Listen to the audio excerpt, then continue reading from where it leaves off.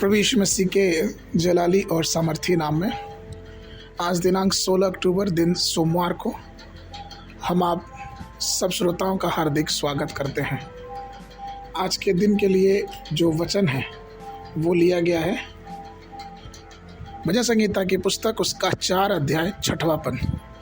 बहुत से हैं जो कहते हैं कि कौन हमको कुछ भलाई दिखाएगा, हे यहोवा तू अपने मुख का प्रकाश हम पर चमका। प्रियो, इस संसार के लोग बिलाप करते और पूछते हैं कि कौन हमें भलाई दिखाएगा, कौन हमको आज़ाद करेगा या हमारा मार्गदर्शन कौन करेगा। उन्हें नहीं पता कि उनकी मदद कौन करेगा या फिर उनकी सहायता कहाँ से आएगी या फिर वो कौन सा मार्ग चुनेंगे। लेकिन हम अपने परमेश्वर की ओर देखते हैं क्योंकि हमारा विश्वास उस पर है। वह परमेश्वर है जो संपूर्ण भलाई हम पे प्रदान करता है। वह पूरी तरह से हमारे लिए अपने आप को दे दिया और वो हमारा चरवाहा है, हम उसकी चरागाह की भेड़ है। इसलिए हमें कभी भी किसी बात की घटी और कमी या फिर चिंता नहीं होनी चाहिए। यिर्मयाह की पुस्तक उसके 10 में कहता है, परंतु यहोवा सच्चा परमेश्वर है, वह जीवित परमेश्वर और अनंत राजा है। प्रियो, धन्य वे लोग जिनके सच्चे आश्रय के रूप में प्रभु हैं। धन्य वे जो उसके प्रेम का स्वाद चखते हैं।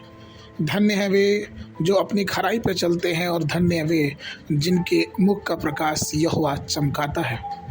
व्यवस्था विवरण की पुस्तक उसके 33 अध्याय के 19 पद में वचन कहता है, वे देश देश के लोगों को पहाड़ पर बुलाएंगे और वहाँ धर्म यज्ञ करेंगे, क्योंकि वे समुद्र का धन और बालू के छिपे हुए अनमोल पदार्थ से लाभ उठाएंगे।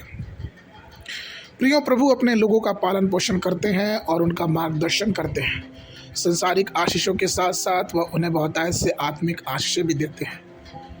वैज्ञानिकों के विभिन्न आविष्कारों के बारे में जब हम सोचते हैं तो हम ये पाते हैं कि इन वैज्ञानिकों में अधिकतर मसीही लोग थे जिन्होंने अपने जीवन को पवित्र रखा, परमेश्वर से प्रार्थना की और परमेश्वर ने हर एक गुप्त ज्ञान उनके ऊपर प्रकट किया और परमेश्वर ने अपने भंडार से उन पे बुद्धि उंडेली। जरा विचार करें कि जैसे दुनिया में सैकड़ों देश हैं, लेकिन चांद पे जाने वाला जो सबसे पहला देश है वो अमेरिका है। और अमेरिका के जो वैज्ञानिक हैं वे उस चांद पे जब पहली बार गए तो अपने साथ बाइबल ले जाना नहीं भूले, क्योंकि उन्हें पता था कि वे प्रभु की सहायता से ही इतना सब कुछ कर पा रहे हैं।